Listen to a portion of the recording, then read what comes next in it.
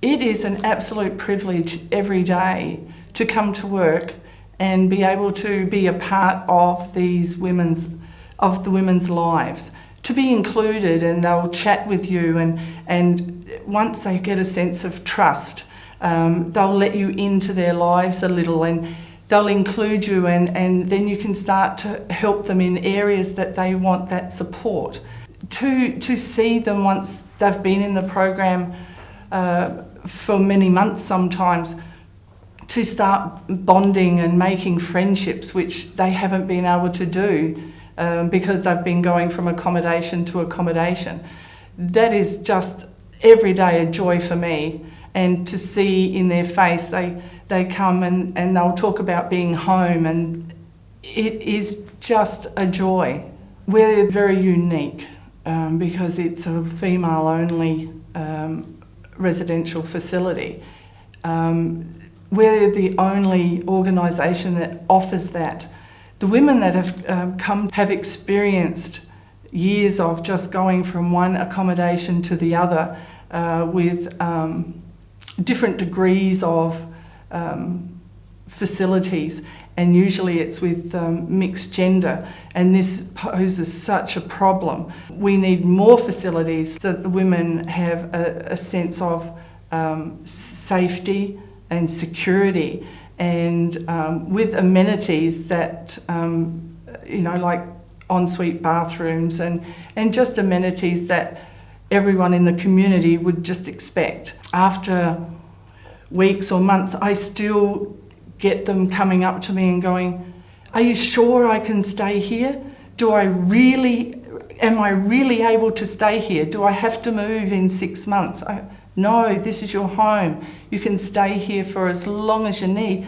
The look on their faces, it's just a relief, but they still need that reassurance at times because it just hasn't happened to them throughout their lives with all the moving. So to get a permanent place where they can put down their roots and start to make goals and look forward to the future and build the capacity to move into areas of their life that they want to build. It is extraordinary if we could maybe get some more accommodation like PSAP. I think what makes Catherine House stand out is the collaboration between staff, the commitment and the dedication of staff, and the variety of things that we're able to offer the women while they're here. The safety and security of being in a place like this.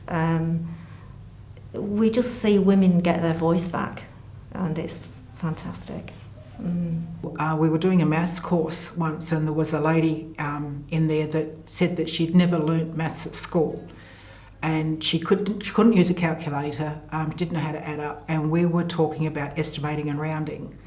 The next week she came in and she was saying that she took her sons to the shop, and she got to the checkout and she had estimated how much was in the shopping basket, and she said the boys were absolutely amazed that she could do something like that. So it's things like that that really inspire you to keep coming back. The celebrations we had, where the staff and the women of Catherine House joined together and we did things together. I think it's some of the Easter celebrations we had where they would open up about their life and their problems and what had happened to them, and that was extremely moving for all of us. And also Christmas time, when they would be so emotional because they got so many presents from Catherine House, and many of them would say, "I've never had presents like this in my life before," and they could be women in their 60s and they'd never had that kind of a Christmas before.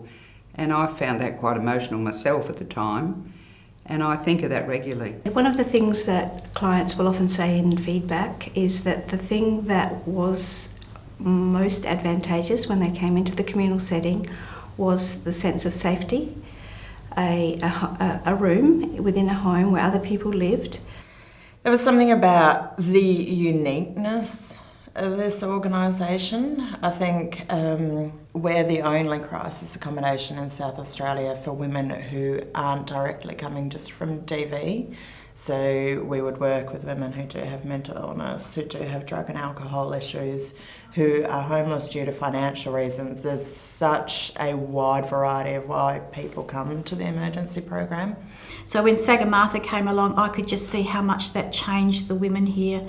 For them to find a way to use the centre to use as a skill to unwind, as to stop thinking about their problems, just to be able to sit quietly for a little while. A lot of women haven't had the opportunity to do that.